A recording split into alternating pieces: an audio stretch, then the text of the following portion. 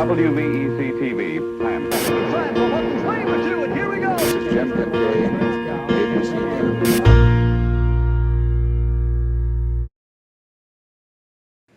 They were small, fast, and saw some of the most dangerous missions in the Vietnam War. They were called Patrol Craft Fast, better known as swift boats, and were used by the U.S. Navy for coastal patrol, transporting troops and interdicting Vietcong weapons and supplies. In 1995, 13 News anchor Terry Zahn was there for a final patrol of swift boat veteran officers and enlisted men aboard the first two Mark I swift boats. As the crews plied the waters of the Potomac, one boat went to the Washington Navy Yard to become a museum display, while the second is now used as a research vessel for Tidewater Community College. Please enjoy this special presentation of the Last River Run.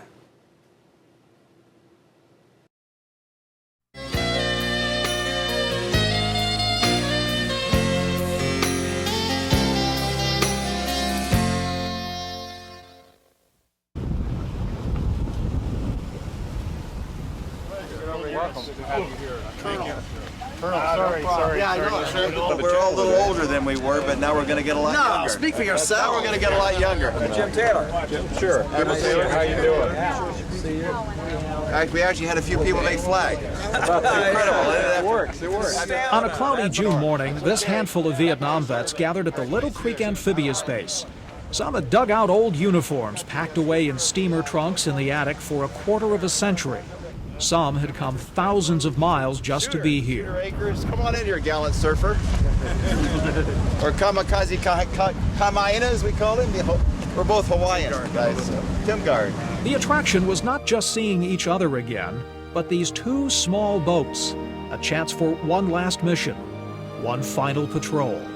I'm ready to go on a swift boat. Let's do it. I think you're going to be on one. I cry when you look at these things, don't you? This is a swift boat. Technically, it's a PCF, or fast patrol craft. Even the guys who served on them called them ugly little boats. There are only two left now, the last reminders of a little-known chapter in Navy history during America's most unpopular war, Vietnam.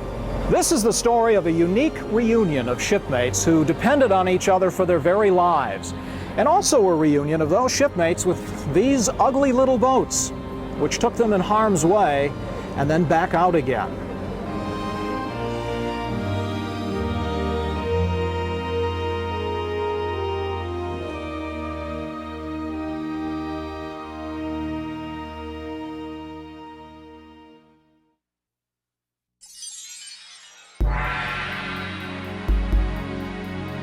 To most of us, the war in Vietnam is late 60s history, but Americans had been fighting and dying there for a decade. It began as an effort to help an ally beat back a guerrilla threat and, in the thinking of the day, stop the spread of communism. It was one of those brushfire wars that strategists expected, spawned by the Cold War standoff between the superpowers. Americans were there to provide the tools and training for the South Vietnamese to fight their fight. U.S. involvement grew slowly but steadily until 1964, when an incident at sea prompted a huge increase. On August 2, 1964, the destroyer Maddox was attacked by 3 North Vietnamese torpedo boats in the Gulf of Tonkin. 2 were sunk in the battle. The destroyer was carrying out a mission of patrol in those waters, in international waters, when it was attacked. President Lyndon Johnson issued a stern warning that such incidents would not be tolerated. And as I think you know, he's issued instructions that in the event of a further attack upon our vessels in international waters, we are to respond with the objective of destroying the attackers. 2 nights later, one of the most controversial incidents in the war. The Maddox, another destroyer, the Turner Joy, and Navy aircraft fought a 3-hour battle with what they believed were 3 North Vietnamese torpedo boats. To this day, it's unclear if they actually existed, or if the radar returns were caused by unusual atmospheric conditions. Afterwards, even the captain of the Maddox wasn't sure. But Washington was sure, and at 10:36 p.m. on August 4th, President Johnson spoke on national radio and television. It is my duty to the American people to report that renewed hostile actions against United States ships on the high seas in the Gulf of Tonkin have today required me to order the military forces of the United States to take action in reply. The reply was an air attack on North Vietnamese torpedo boat bases. 17 boats were sunk or heavily damaged. Oil storage facilities were destroyed. 2 American planes were lost. 3 days later, with only 2 dissenting votes, Congress approved the Gulf of Tonkin Resolution. Some called it a near declaration of war. The U.S. was on its way into Vietnam. The Navy realized its massive blue water fleet wouldn't work in the coastal waters and rivers of Vietnam. In fact, nothing in its inventory was quite right. So it converted World War II landing craft for use in the rivers as troop carriers, supply and command ships, and heavily armed monitors. For the shallowest rivers and canals, it had nothing at all. So with only a few modifications, the Navy bought 31-foot fiberglass cabin cruisers, which became the legendary PBRs, river patrol boats. With jet pumps instead of propellers, they could operate in as little as a foot of water. Stewart Seacraft of Louisiana built a 50-foot aluminum vessel to take workers to offshore oil drilling rigs in the Gulf of Mexico. It became the PCF, the swift boat used to patrol the coasts. They were great little boats. Stewart had 40 days to bring them into shape to go to Vietnam. And in 40 days, they made the modifications, gun tubs, the whole works, and they got 5 or 6 of them ready, and yeah, that quickly. Hey, Al, this is your boat. PCFs 1 and 2 were used for training in Coronado, California. Very little was ever changed on the boats, and these 2 are basically in vintage 1965 condition. I sent some guys from View Ships down, and those guys in View Ships said, "What do you want to change on them? How about some armor?" We said, "Hell no. We don't want anything to slow us down. When we get in trouble, we want to run." But these vets, called Swifties with their own unauthorized call signs, did have to make some small modifications. One of our crew members was an artist, and he drew Snoopy on his doghouse as our mascot. And I wrote home to my folks, and they got permission from Charles Schultz, and they made up a pennant for us and sent it over, and that's the same pennant that flew from our boat in Vietnam. And he watched over us and kept us out of harm's way.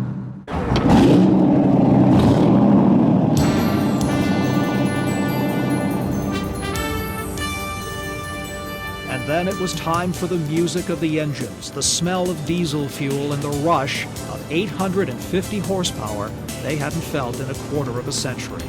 I suppose the first thing I had forgotten was how very loud and noisy we were. When the boats accelerated and the noise level went up and the throb of the engines increased, just the rush of adrenaline that comes with that came back quickly.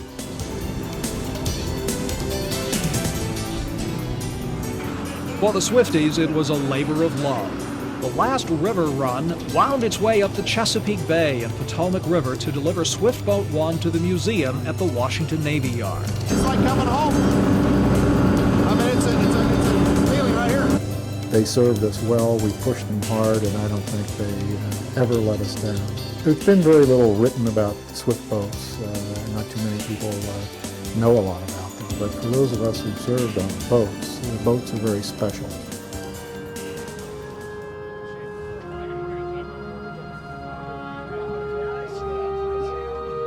And the crews were special too, different from the spit and polish formality of the bigger ships.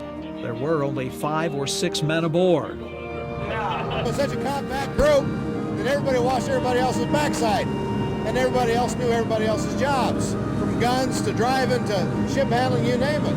And we watched out for each other. We were a family. Frank didn't mean very much on the boats at all. You know, we all did everybody else's job. We all knew everybody's job, and we watched out for each other.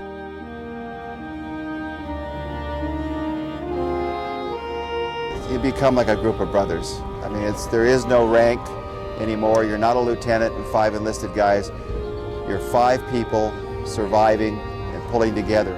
I think everybody is able to give their life for someone else, but there's that 1 second when you have to think about it. And with these guys, there was no thought. It just happened automatically. Unfortunately, in the waters of Vietnam, it happened all too frequently.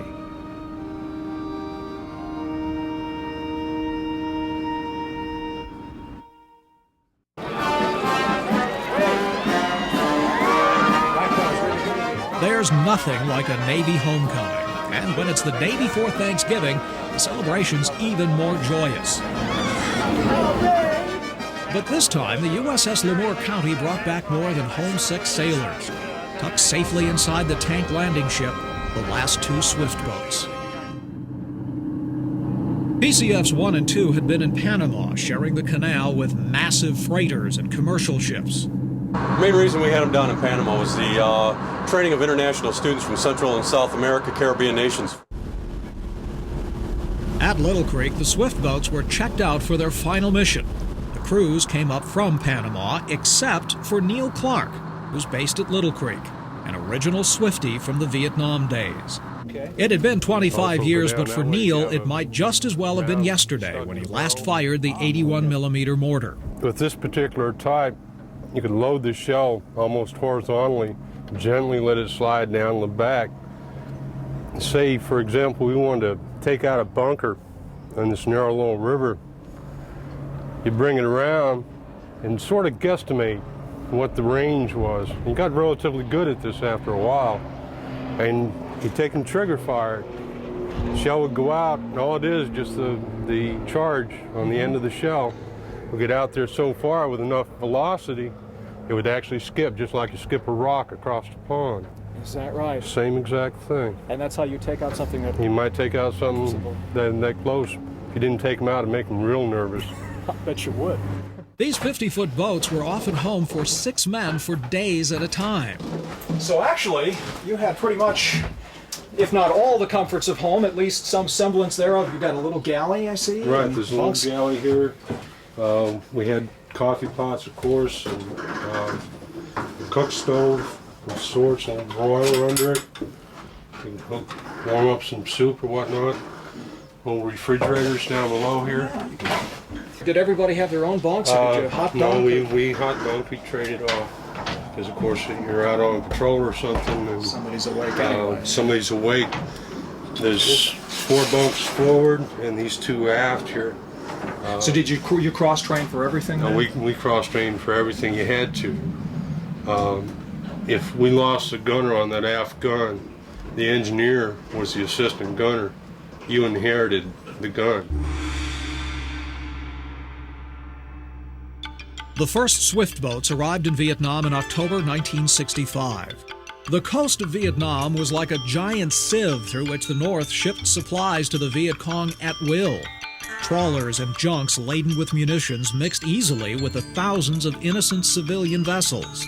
So we did a lot of boarding and searching of junks and fishing junks and larger junks that were transiting the area going to market. And that's how the name derived, Market Time. Market Time divided the entire coast of South Vietnam into patrol zones. The outer areas were handled by Navy destroyers and large Coast Guard cutters.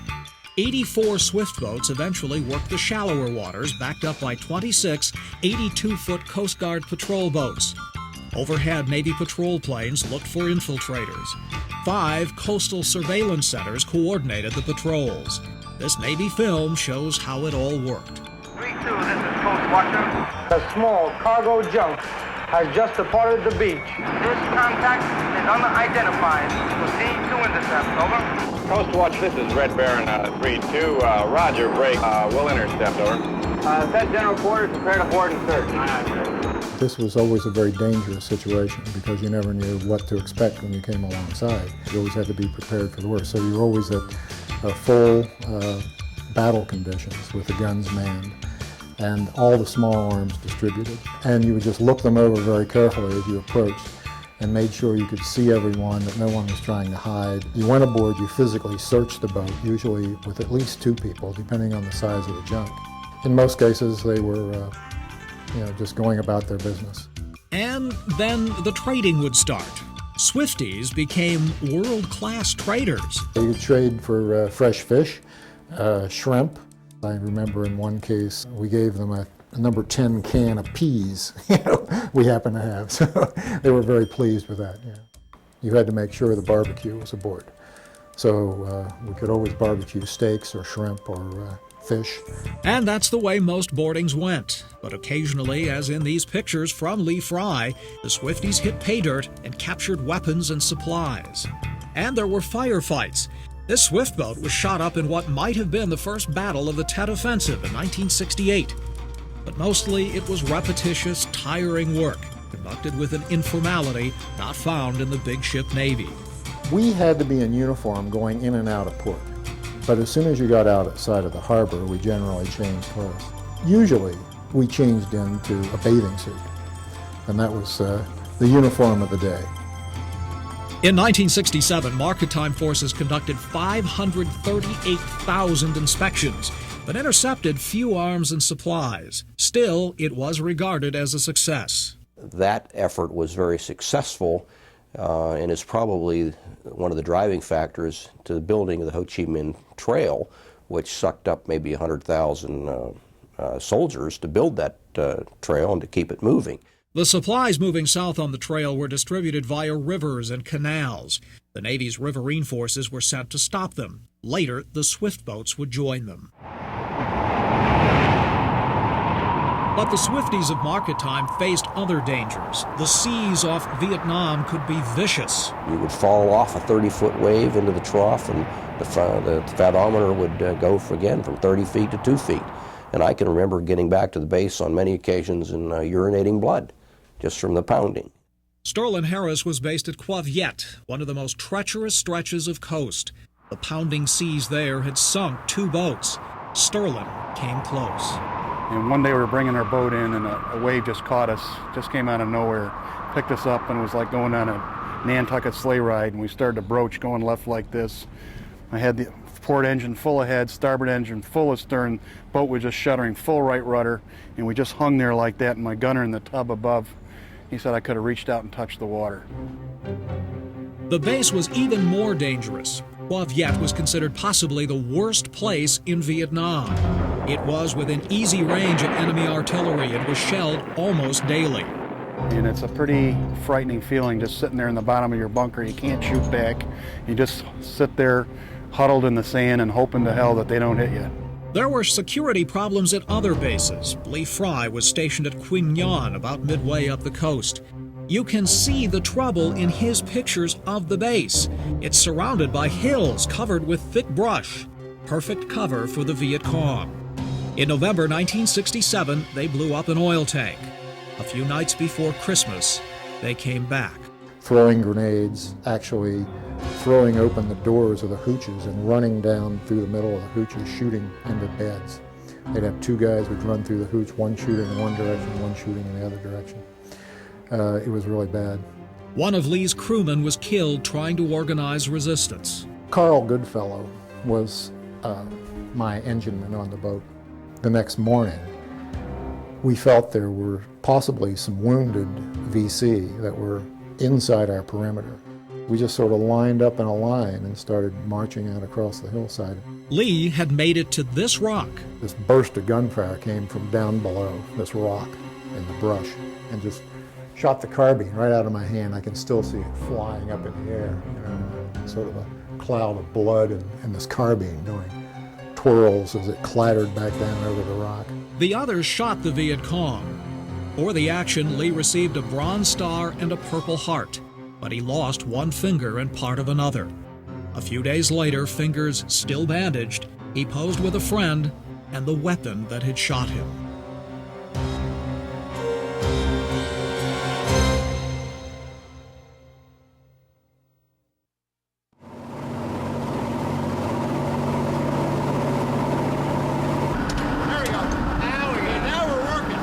For being so small, the swift boats were fairly heavily armed. Besides the mortar, there was a .50 caliber machine gun mounted on top of it. Put it into your stomach so that it wouldn't ride up on you. You could really control it. See how he's just moving it back and forth? It works really well. There were 2 more .50 caliber machine guns in what was called the gun tub above the pilot house. You have to double cock it. Get around there. And it slams on. An M60 machine gunner fired from a hatch up forward, And borrowing a page from his days as an exchange door gunner with the 1st Air Cav, Lee Fry hung 2 more M60s from bungee cords in the doors of the pilot house. Between the noise from the engines and the noise from the guns, most Swifties suffered some hearing loss. But even after 25 years, there was one sound they had no trouble picking out. Oh, look, a Huey for us, too. Yeah. All right. No sound like a Huey, is there? I'll tell you, this takes you back. That sound and these boats. The pH of your stomach drops about 2 points. That's right. That's right. No good news never ever forget came that from a sound. helicopter. Either you were in trouble or somebody else was. When the Swifties joined the Brown Water Navy in the rivers, the guns and the Hueys would be their best friends. The small PBRs were already there to prevent the infiltration. The former amphibious craft that had been heavily armored were sent there to carry the elements of the 9th Division around, recapturing territory. By the time I got there, those several missions had all been accomplished, and I put the 3 different types of craft together in order to blockade the Cambodian border and stop the infiltration across the border into Vietnam from Cambodia. The plan was centered in the southern part of the country and was codenamed Sea Lords. It began in October 1968, only a month after Admiral Zumwalt arrived in Vietnam. Here, in many cases, there were no roads. Everything and everybody moved by water on a maze of rivers, canals, and channels that crisscrossed the area. Policing it was a big order.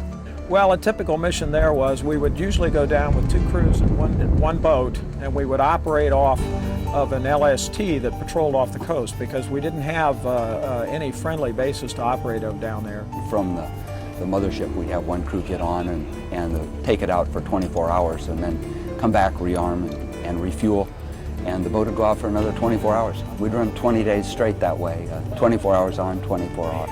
Much of the work again involved stopping junks and sampans searching for enemy supplies. Actually, they were pretty good at it, and it wasn't that we found so much, it's that we really thought we were pretty effective in preventing them from using that because they knew that our patrols were effective. So it forced them to take the harder routes. But here it was different. Much of this territory was Vietcong, and the Swift boats were on the offensive. We were part of the first contingent of 11 Swift boats that went in the South China Sea side, ran the rivers, and came out the Gulf of Thailand side. That day we spotted 11 BC flags. Action was not very heavy that day, but that was about the only time it wasn't hot down there. We get some intelligence that there was a particular concentration of enemy forces, usually Vietcong or regular North Vietnamese forces. Find the river we were going to go up, usually a little canal, go charging up there, come in with the sun at our backs if we were lucky. It would be a frantic, intense, extremely exciting 10 or 15 minutes of absolute stark terror. We'd engage the enemy, there'd be a fairly vicious firefight involved, and then we'd get out. We were literally drawing ambushes on many occasions. We'd fight the ambush and come out, or we'd insert troops. We'd put SEALs in a lot at night. We'd set ambushes. Went into Cambodia a couple of times, took CIA in, people like that. It was extremely dangerous duty, operating in canals sometimes not much wider than the boats, or in the tangled swamps around the shipping channel to Saigon. The Rung Sat Special Operations Area was nicknamed the Forest of Assassins. But there was another war, the fight for the hearts and minds of the Vietnamese. Supplies and medical care delivered to countless villages. Friendly people in a beautiful country. Very green, very lush. Pretty. You almost wondered why there was a war going on. The paradox of going from trying to help a little girl, for example, in one case whose father was a leper, trying to help her navigate a boat on into safety, and then the next day you'd be in something fairly serious. The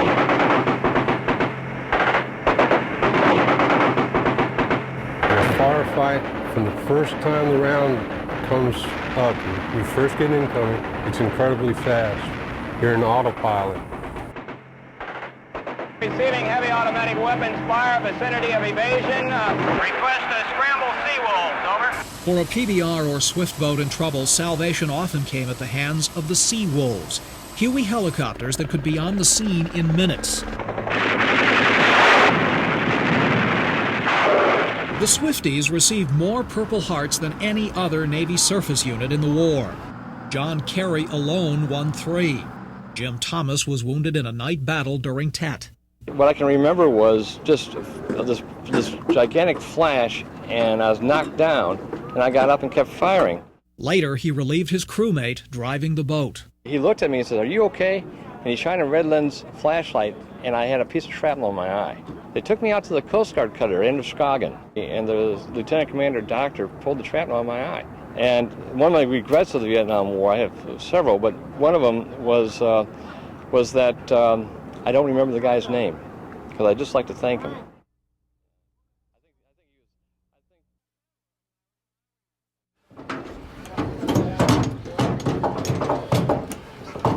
The morning of the second day. The last river run had stopped overnight at the Navy base in Dahlgren, Virginia. Uh-oh.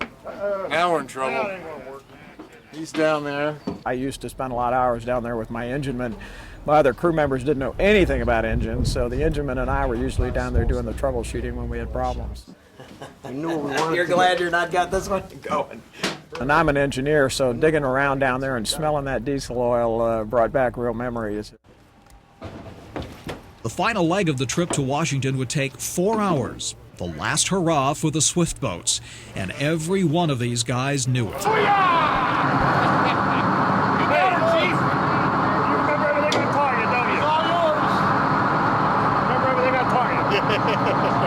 Oh, baby, it feels great. He's still got it. Still got it. The skipper still got it. Well, you sure are a story bunch of looking guys. Each of the Swifties has his own story, but none is more unusual than that of Sterling Harris. Well, when I was in college, I became a conscientious objector. He moved to Canada and renounced his U.S. citizenship, but a year and a half later had a change of heart. The funny thing, the country didn't want to let me back in. I had to agree to enlist, and then when a very good friend of mine was killed in Vietnam, I decided I wanted to know what it was really all about, and I volunteered for swift boats. There she is. That baby flew in Vietnam on our boat. If you look back at the Rooster Tail now, it's only about 10 yards behind us. It used to be about 50 yards. These things are so fast, we flew up alongside destroyers in the South China Sea. They thought we were bum boats. We went after ice cream from them, but in turn we get lobster. Smells good, tastes bad. You're talking about nuke bombs. Too many memories coming back here. We had to go alongside that boat and give them an idea of what a board and search was like. We could go alongside PCF-1 and board and search it. It's a contraband, right? Yeah, right. Who's going to frisk the senator? They call their ice cream. For the Swifties, the present drifted away. It was no longer the Potomac River, but the Sonondak, or the South China Sea. The year was 1968. They were 25 again, and it was time to go surfing.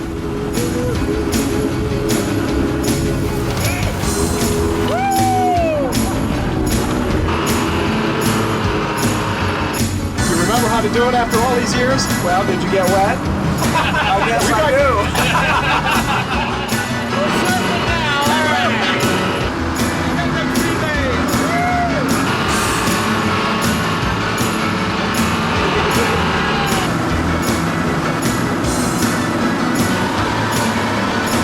That boy driving just call signs a Chinese bandit.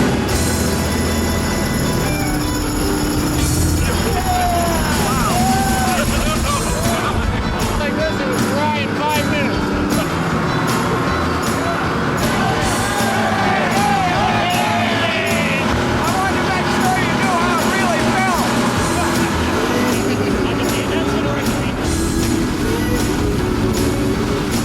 My hat will shrink 2 sizes. Rocking and rolling like the old days.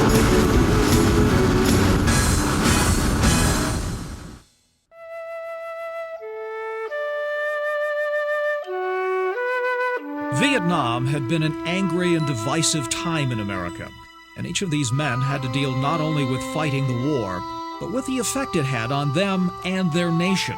Well, coming back was a pretty tough experience because back then the country hadn't learned to separate the warrior from the war. And I very quickly realized that we shouldn't be here and we shouldn't be fighting this war. And I went from fighting for God and country, for fighting for my crew, and to make sure that we just got home safe and sound. I can remember getting spit at in San Francisco and called baby killer. But Jim Thomas remembers another incident too. He was eating breakfast in Chicago near a woman and her daughter. And the woman says, well, where are you stationed at? And I said, ma'am, it's the happiest day of my life. I just got discharged from the Navy. I'm going home. I just got back from Vietnam. And she picks up my check. I said, excuse me, but that's my check. And she says, I just want to say thank you and buy you breakfast. Senator John Kerry won a Silver Star, a Bronze Star, and 3 Purple Hearts. But the war led him to enter politics. I think that those of us who went through that period of time became very suspicious of government, very reluctant to simply be told things. We learned that we were not told the truth all the time. We learned that people were willing to be expedient, sometimes with your life. I went back last June to Vietnam, and it was just truly good for the soul. 70% of the people in Vietnam were born after our war. I encountered absolutely no animosity at all in the country. Lovely people, nice smiles, and the Viets were truly ready to put it all behind them. It may come as a surprise to many Americans, but to the Vietnamese, they've fought with the Chinese, with the Cambodians, they've fought with the French, and to Americans, we're just one more.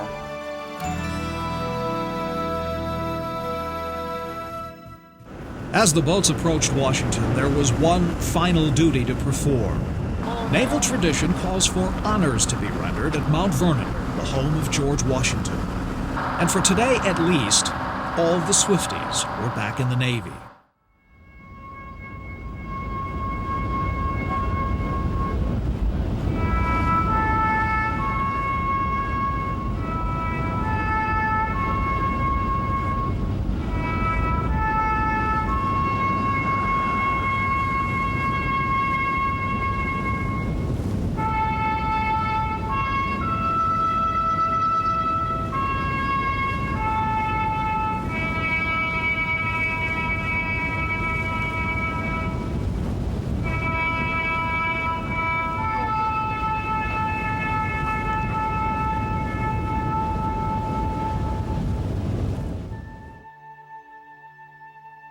The small flotilla had now only a few miles to go. The 2 swift boats and their escort for the trip, the Point Bonita, an 82-foot Coast Guard patrol boat, just like the ones with which they had served in Vietnam. After Mount Vernon, things got quiet. The Swifties drifted off by themselves. Perhaps it was knowing the last river run was nearly over, and with it, their last mission on a swift boat. Or maybe it was the memories of friends who couldn't make this trip, fellow Swifties who didn't come back. Maybe it was knowing that the last river run really wouldn't be over without one final stop.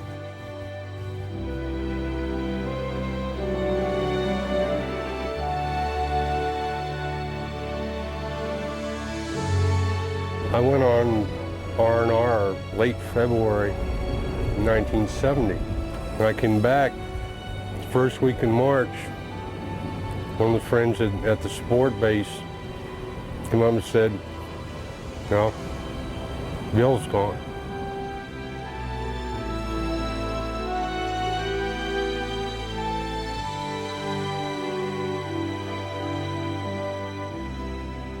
Dick Simons is the one that I really remember. I saw him get it. He got a sniper round right between the eyes. Carl was a second-class engineman. He had been in Vietnam, down at Antoi in the southern part of Vietnam, for a full year and had extended for, I think, another 6 months. He only had about 30 days left before that 6-month extension was over and he was headed home.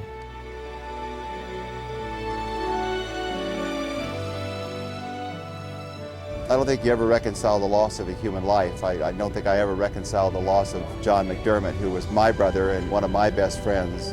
When a beautiful person dies in a situation like that violently, I think you try to find some meaning in it. I think the meaning for him was he was doing exactly what he wanted to do at the time he died. The young men that came to those boats were America's best. They were not only volunteers to join the Navy, but they volunteered again separately to go to Vietnam. They're the most courageous young men I've ever served with.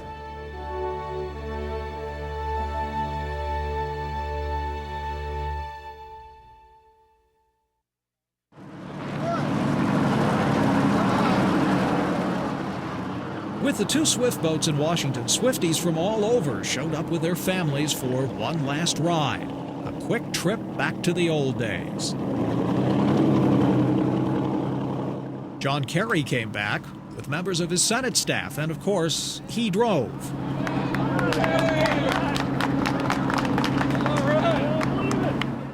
But the one man almost everyone wanted most to see again technically wasn't even a Swiftie. God bless you. Thank you. Retired Admiral Elmo Zumwalt was the Navy commander in Vietnam from 1968 to 1970.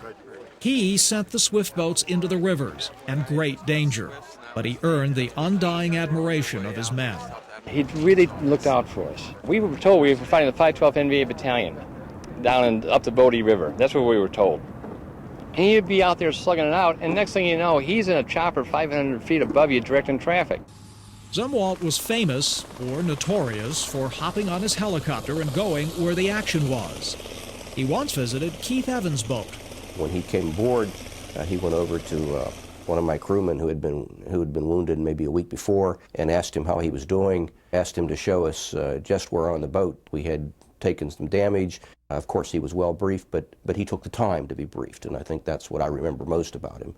He also violated policy and joined a Swift boat crew for a night mission in the Delta.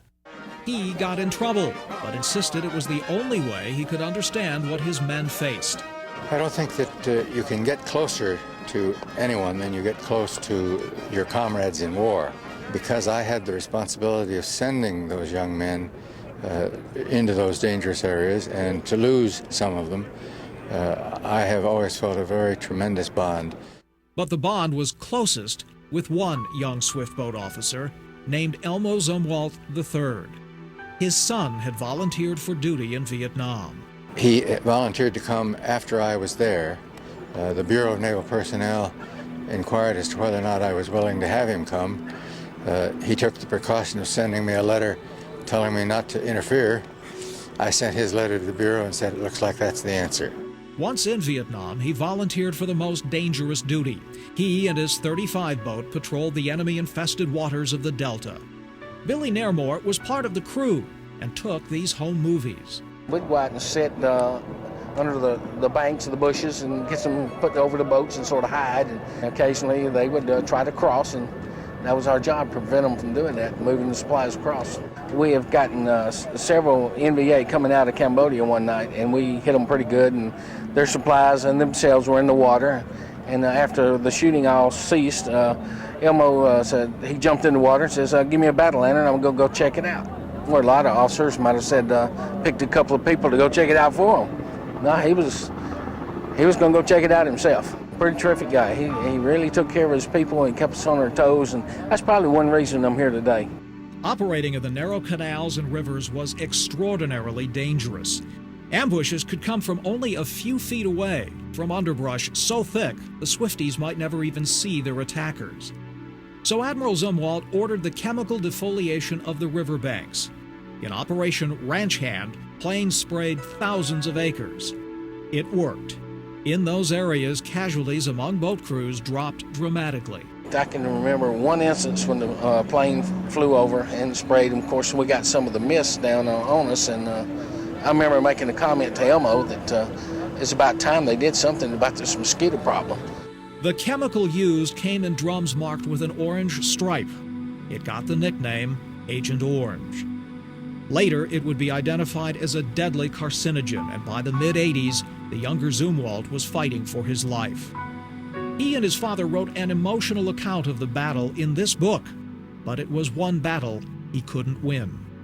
For his father, who had ordered the spraying, Agent Orange had hit close to home. Yes, it did, although his family is now provided for because the two diseases from which he succumbed, Hodgkin's and non-Hodgkin's, have been made compensable. But we've got another 18 diseases to go beyond the 10 that are now recognized. This is Elmo Zumwalt's on his boat. Of course, I was a member on Elmo's boat. This is the original flag off the 35 boat down the seafloat. It stays at home, and on Memorial Day and things like that, I'll flag this for a short period of time for Elmo and all those that have died for the cause over there. They had a 10K race 3 weeks after his son passed away. So I went down there and ran the 10K race, and he was Grand Marshal of it. And I went up to him and said, Admiral, I was in Antioch, would you sign the book? Antioch was where his son was stationed at. And I told him the story that was in the book about how he would go out and be flying above the helicopters, but there wasn't anything in the book about him landing on the LST and getting his picture taken. So I mentioned that, and he said, wait a minute, you were there, weren't you? So he wrote to Jim Thomas, Comrade in Arms, Elmo Zumwalt. You can't buy that book from me.